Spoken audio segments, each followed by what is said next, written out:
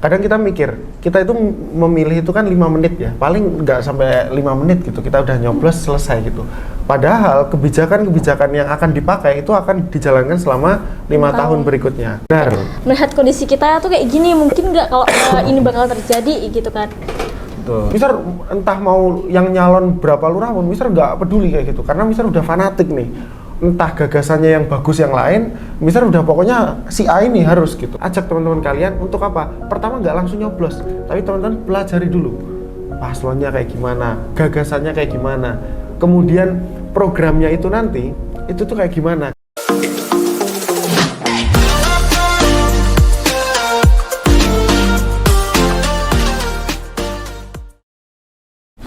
Assalamualaikum warahmatullahi wabarakatuh. Alhamdulillahirabbil alamin wassalatu ala wasrobil amri wal mursalin wa ala alihi washabihi ajmain amma ba'du.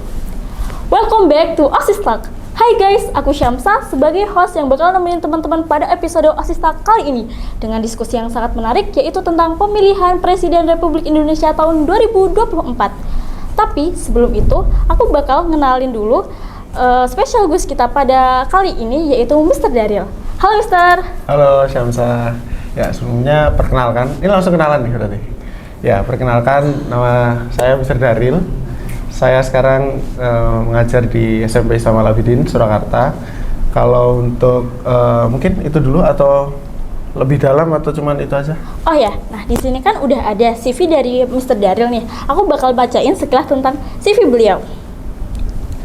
Oke, jadi Mr. Daryl ini pernah menempuh pendidikan di SMA ABBS Surakarta dan di Universitas 11 Maret sebagai pendidikan teknik informatika, dan juga pernah meraih penghargaan sebagai Rumah Kepemimpinan Scholarship Award RK tahun 2018 sampai 2020, dan sekarang bekerja di SMPI Al-Abidin as IT Teacher and Public Relation, dan memiliki pengalaman sebagai Ketua Panitia PKK MBUNS dan pernah mengikuti organisasi sebagai Menko Kemahasiswaan BEM UNS tahun 2020 dan 2021.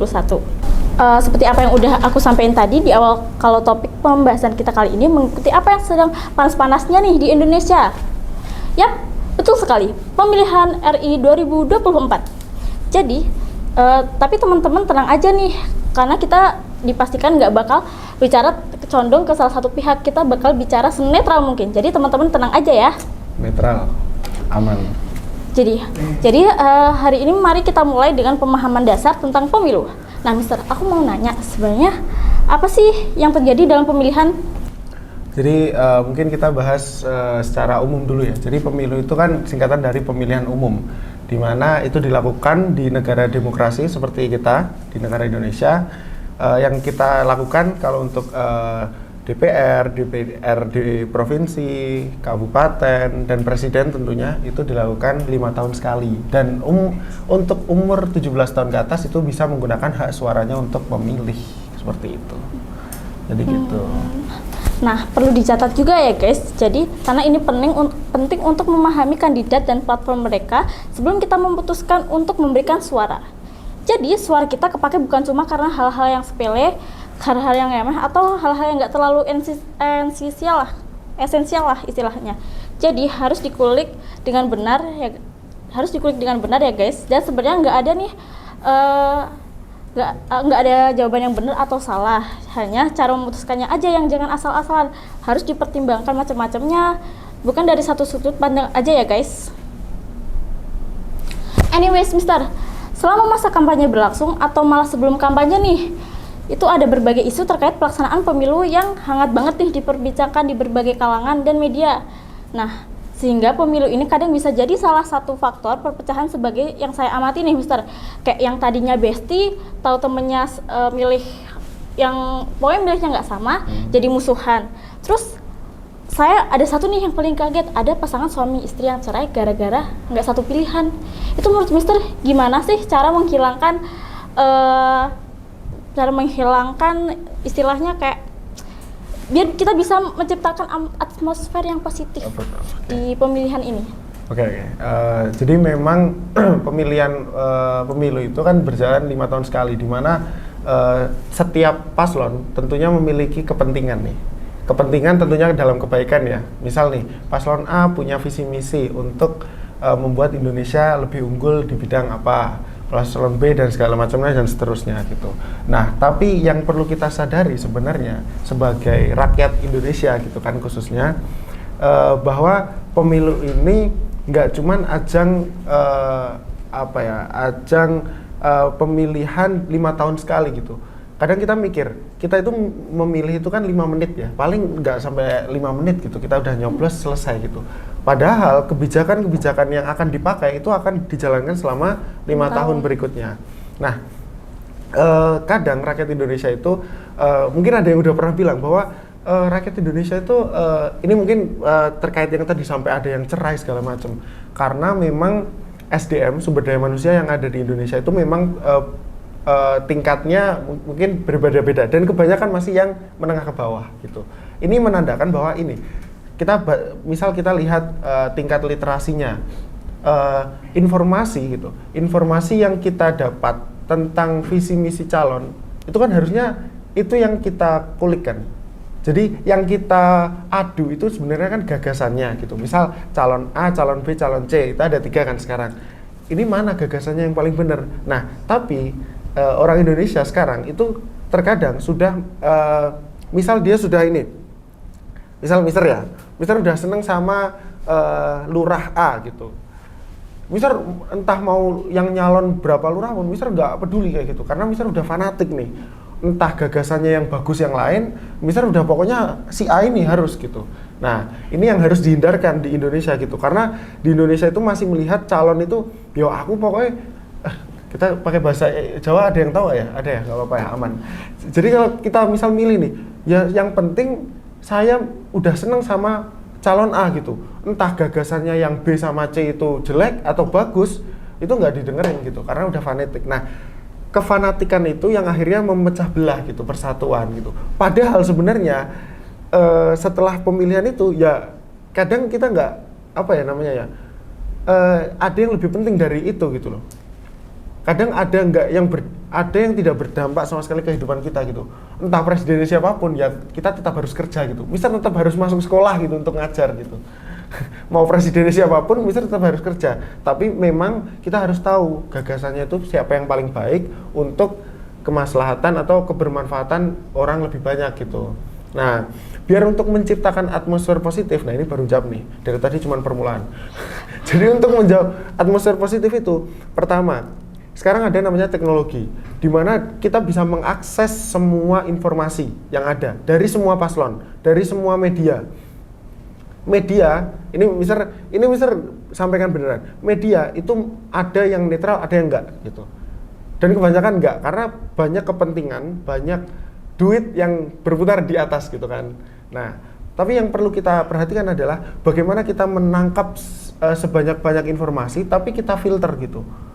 Mana kita harus bijak dalam menggunakan teknologi itu, mencerna informasi yang kita dapat kayak gitu. Karena itu akan banyak sekali dan kelebihannya adalah kita bisa menyaring informasi itu. Nah, biar positif ya kita harus banyak-banyak dapat informasi. Semakin kita nggak dapat informasi, maka semakin kita tertutup dengan dunia ilmu, di dunia informasi, ya kita semakin fanatik tadi. Cuman aku yang penting suka sama calon A gitu. Nanti temanku calon B, padahal dia punya gagasan bagus misal, ya nggak peduli, yang penting calon A. Mungkin kayak gitu. Jadi mencari informasi sedalam-dalamnya itu penting ya, Sir? Penting banget. Makanya memang kita udah itu sebenarnya sejalan dengan pendidikan gitu. Pendidikan di Indonesia itu kalau mungkin di ranking itu ratusan ya mungkin ya. Coba dilihat gitu indeksnya gitu. Itu menandakan bahwa tingkat pendidikan kita rendah. Di mana ketika tingkat pendidikan itu kan salah satu indikatornya adalah membaca, terus menghitung kan itu kan matematika segala macam. Dilihat gitu bahwa kita itu minat bacanya itu dikit banget, rendah banget. Itu baru minat baca, belum daya baca. Orang punya minat baca tapi nggak punya daya baca. Minat baca cuman bolak-balik udah. Itu baru di buku, lebih bosen kan. Kalau kita di ini udah, kita lebih mending scroll TikTok gitu kan. Yeah. Yang kadang lebih banyak itu buzzer atau lebih banyak informasi yang nggak esensial tadi. Sebenarnya kayak gitu. Kayak malah yang mungkin hal yang sebenarnya kurang penting itu malah lebih menarik gitu ya. Benar. Nah, ini juga menarik nih. Ini karena Mister lihat ya, menurut Mister, asumsi Mister, karena memang tim sukses mereka itu udah tahu bahwa pasar rakyat di Indonesia itu orangnya yang suka seneng-seneng tok gitu. Makanya udah dikasih, yang penting kita dapat suara mereka, walaupun itu nggak mengedukasi kayak gitu. Kayak dimanja gitu ya? Bener, konten-konten yang lucu, kampanye dengan, sebenarnya itu nggak salah. Kampanye-kampanye yang asik itu nggak salah. Tapi bagaimana kampanye itu tetap lucu, tetap asik, tapi ada esensinya. Nah itu sebenarnya. Jadi kayak apapun yang tren diikutin gitu. Betul. Untuk kampanye.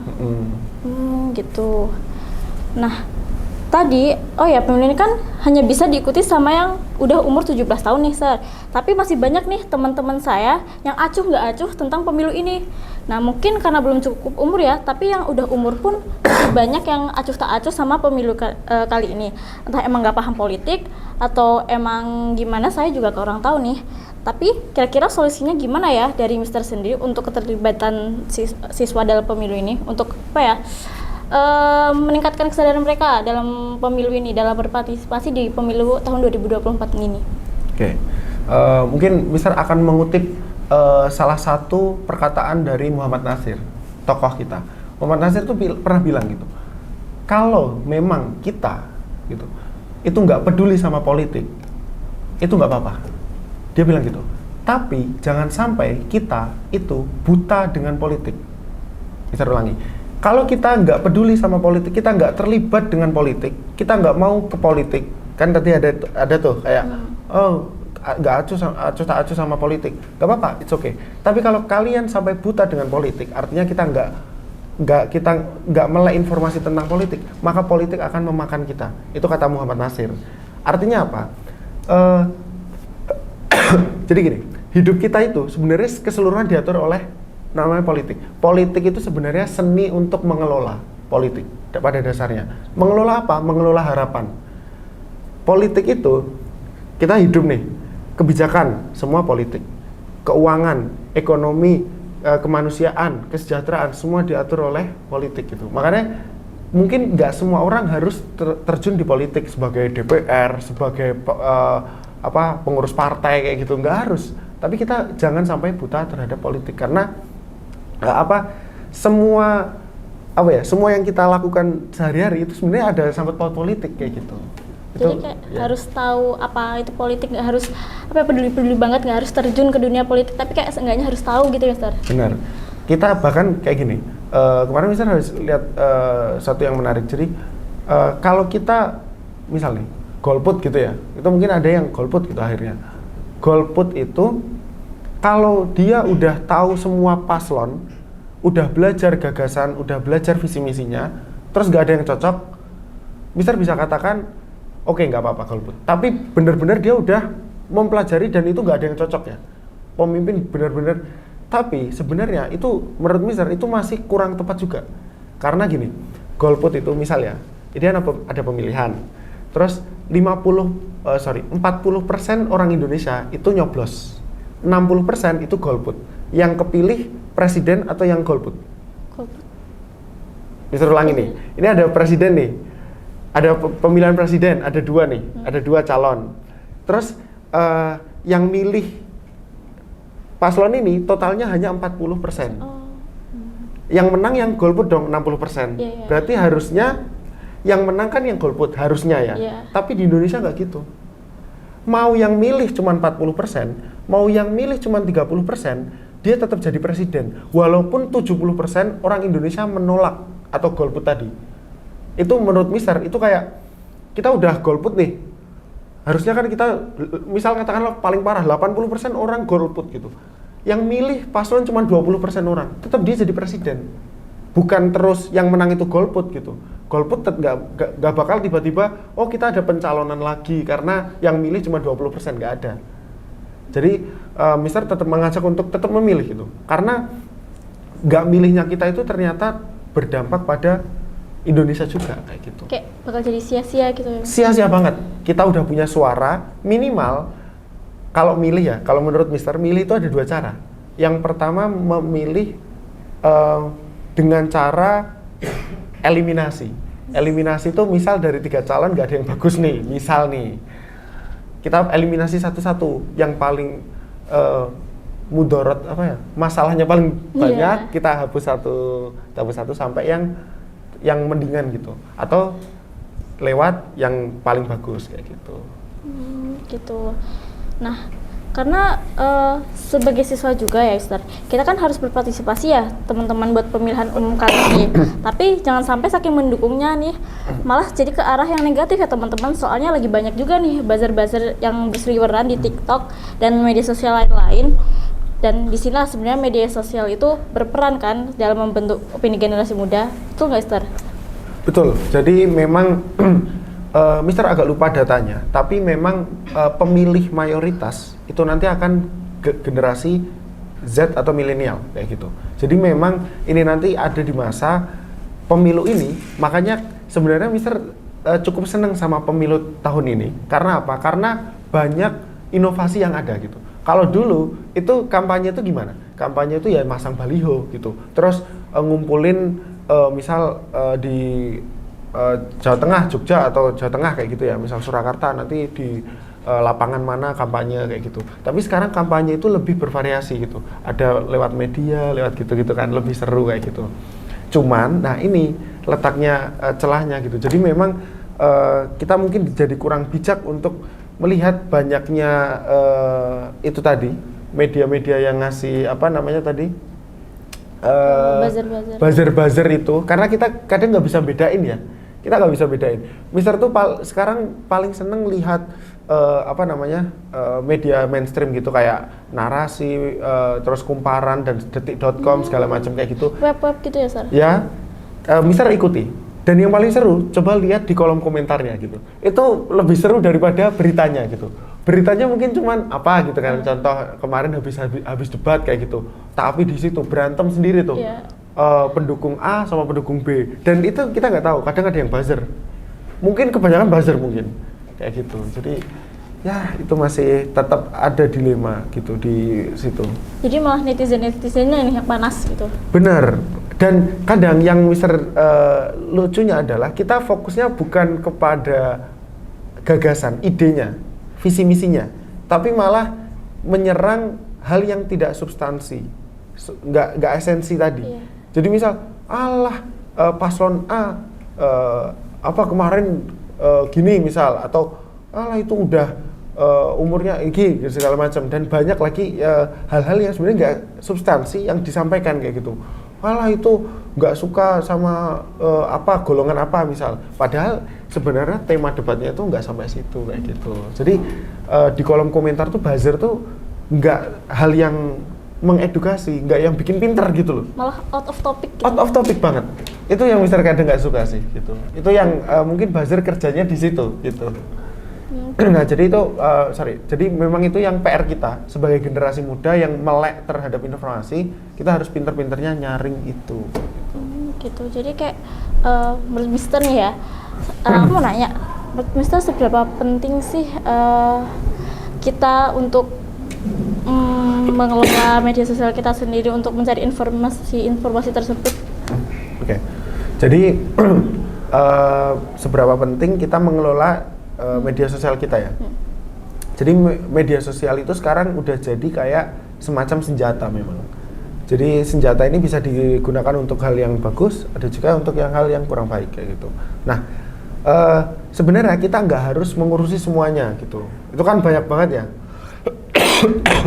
Jadi kan di situ ada banyak isu yang dibahas gitu. Ada pendidikan, lingkungan, HAM, terus banyaklah pertahanan segala macam. Kita mungkin nggak harus paham semuanya itu gitu. Tapi minimal kita menggunakan media sosial kita dengan bijak untuk menggali informasi jelas, untuk mencari informasi, kemudian membandingkan gitu. Membandingkan, jadi nggak cuma berhenti pada mencari aja gitu, tapi sampai dibandingkan gitu, apakah ini benar, apakah ini benar kayak gitu. Jadi kita lebih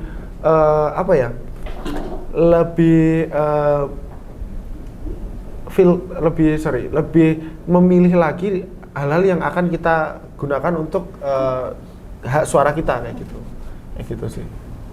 Terus gimana sih tanggapan Mister terhadap anak-anak muda zaman sekarang nih, apalagi yang baru umur 17 tahun kayak teman-teman kita semua yang ada di rumah.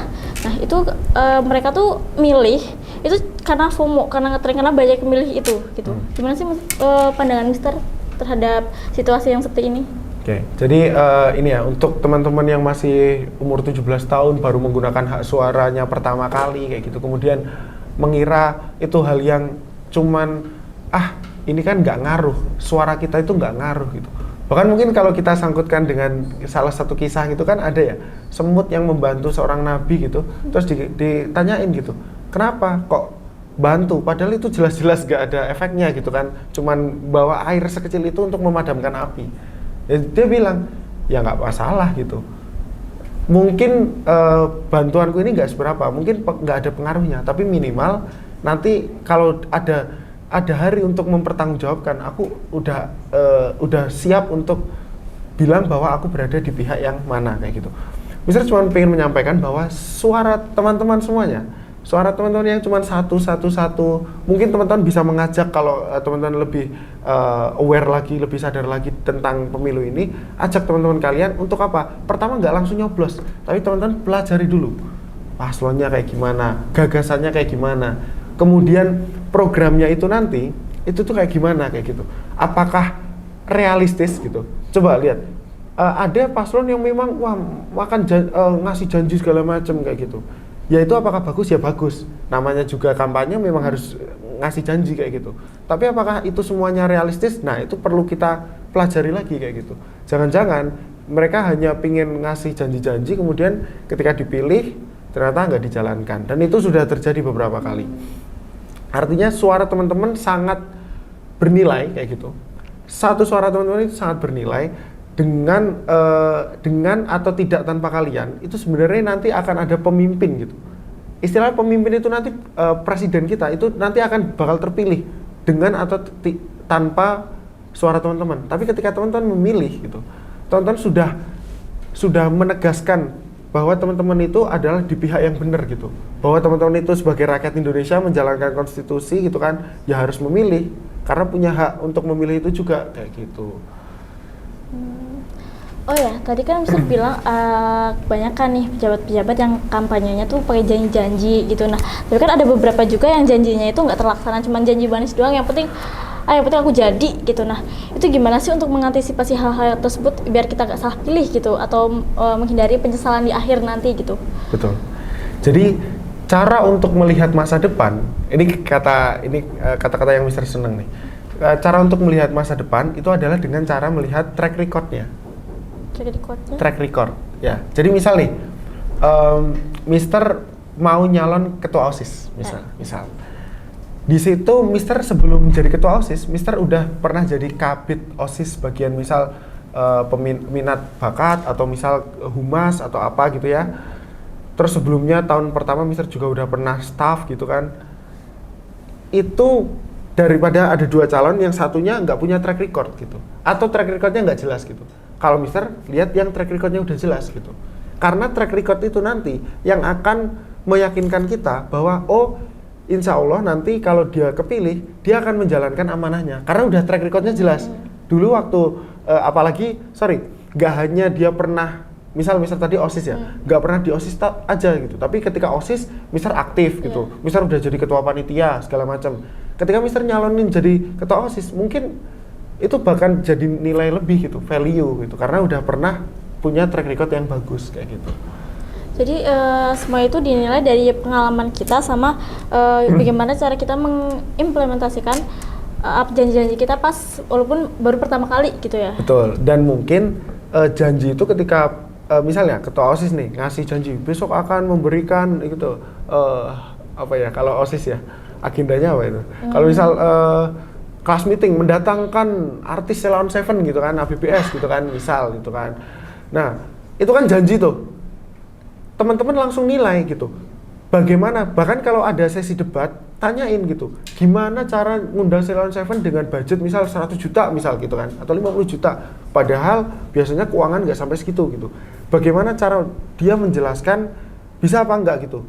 Kan misal nih ketua OSIS jelasin punya program, itu kan harus tahu tuh bagaimana nanti pencarian dana, perizinan, terus koordinasi sama panitia kayak gitu. Jadi kita memang harus ngulik si calon presiden sekarang kita itu yang akan terpilih itu sedalam mungkin kayak gitu. Mumpung masih bisa kayak gitu. Jadi kita mikir juga nih mungkin dan ketidakmungkinan yang terjadi gitu juga. Benar. Jadi kita penting untuk ini realistis apa enggak gitu. Mungkin nggak kalau bakal terjadi mungkin gitu. Enggak gitu. Jangan-jangan janji nih akan membuat kota lebih langsung setara dengan negara maju misal. Itu kayaknya untuk sekarang kayaknya agak susah gitu misal. Oh, ini mungkin kurang mungkin nih gitu. Nah, jadi kita harus pinter-pinter di situ juga. Jadi kayak berpikir kritis gitu saja. Benar. Melihat kondisi kita tuh kayak gini, mungkin nggak kalau ini bakal terjadi gitu kan. Betul. Berpikir kritis itu juga yang jadi salah satu soft skill yang harus kita punya sih. Selain problem solving, selain public speaking kayak gitu. Jadi memang berpikir kritis ini gimana kita bisa menentukan mana yang baik, mana yang benar. Itu sebenarnya sesimpel itu sih. Mana yang itu nanti kebijakan itu lebih bermanfaat untuk masyarakat karena duit gitu. Anggaran APBN yang dipakai itu gede banget gitu. Setiap ini. Makanya itu jangan sampai hanya dinikmati oleh orang-orang tertentu gitu. Kepentingan tertentu kayak gitu. Karena kayak kita juga yang udah milih, kita juga harus yang ngerasain gitu. Benar, karena jangan salah, kita itu bayar pajak gitu. Orang tua teman-teman semuanya itu bayar pajak, dan pajak itu ya harus di tepat sasaran gitu kan. Jangan sampai pajak itu malah ke kantong-kantong yang kurang tepat kayak gitu. Jadi memilih pemimpin itu harus yang benar-benar benar-benar bisa menepatin janji, yang udah punya pengalaman baik gitu ya. Ya, jadi pemilih pemimpin itu sebenarnya banyak indikatornya, tapi yang jelas tadi ada track record, kemudian punya kompetensi atau kapasitas untuk kalau nanti punya visi yang jelas gitu. Makanya visi misi itu sebenarnya jelas. Penting. Ketiga calon itu sebenarnya udah ada visi misinya, itu bisa diakses semuanya. Mungkin nanti cari aja visi misi nomor 1, nomor 2, nomor 3 itu udah ada. Teman-teman pelajari gitu. Mana yang cocok gitu, mana yang kiranya itu bisa.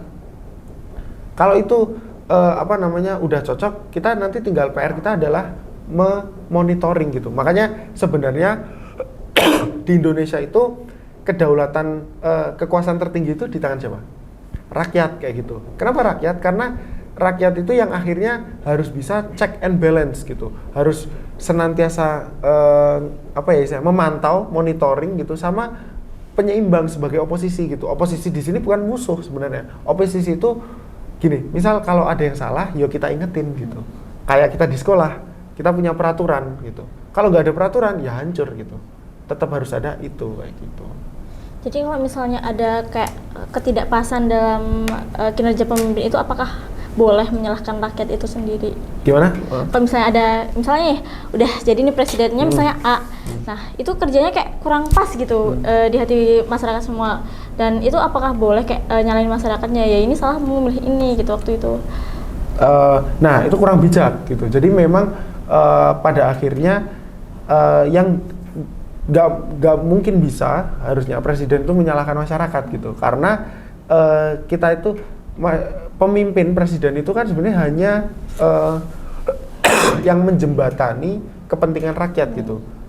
Jadi misal kita punya kepentingan, ya harusnya yang dievaluasi itu malah yang melaksanakan, bukan kita, pemimpinnya gitu. Betul sekali gitu.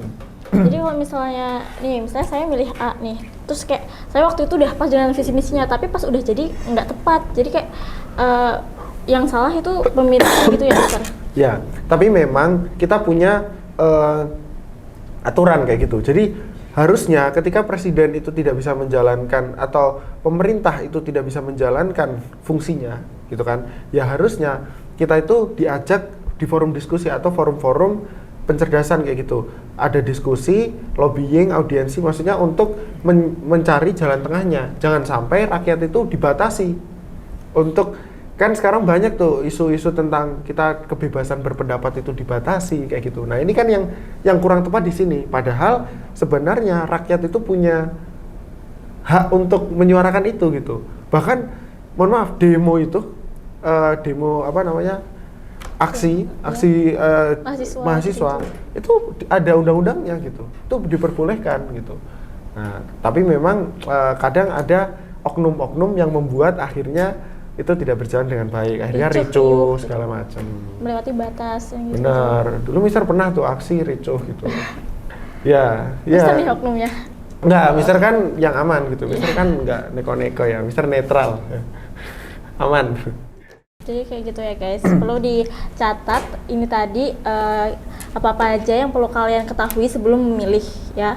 Pentingnya melihat pengalaman-pengalaman pemimpin yang bakal kalian pilih, melihat visi misi mereka, dan kira-kira ini mungkin nggak ya terjadi kalau misalnya aku milih beliau. Dan 5 tahun itu bukan waktu yang cepat ya, 5 tahun itu lama loh guys. Jadi kalian harus benar-benar berpikir matang untuk memilih pemimpin masa depan kalian semua, betul nggak Sir?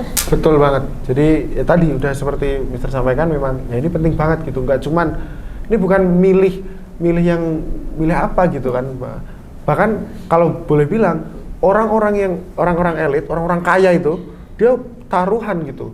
Gimana cara kepentingan dia bisa dijalankan lewat misal calon yang mana kayak gitu. Misal gitu. Kayak pakai orang dalam gitu ya. Betul. Istilahnya. Ya itu kita lihat sendiri, kecurangan itu tetap ada.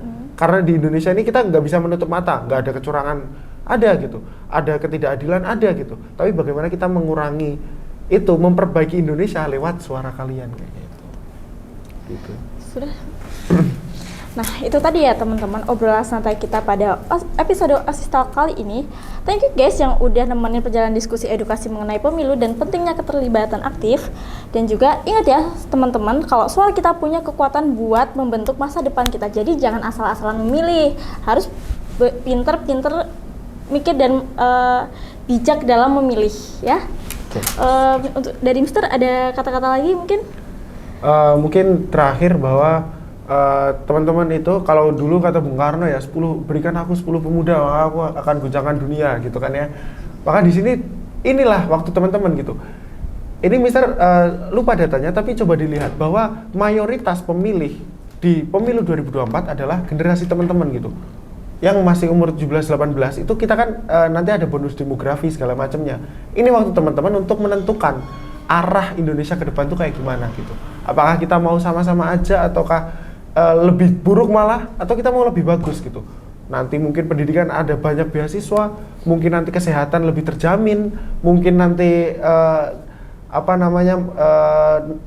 wilayah-wilayah di Indonesia itu bisa berkembang secara setara kayak gitu, pendidikan Indonesia yang merata kayak gitu. Maka ini tentukan teman-teman belajar dalam nggak lama, hanya kurang lebih dari 3 minggu dari sekarang, waktu teman-teman untuk menentukan siapa pemimpin kita berikutnya seperti itu. Baik, kalau begitu terima kasih Mr. Daryl atas ilmu-ilmunya dan saran-sarannya tadi tentang politik, dan juga jangan lupa pantengin terus Osistalk SMA BBS Surakarta. Sampai jumpa di episode berikutnya, dan tetap terlibat kritis dan tetap menjadi bagian dari proses yang membawa kita menuju masa depan yang lebih baik ya teman-teman. See you all. Wassalamualaikum warahmatullahi wabarakatuh.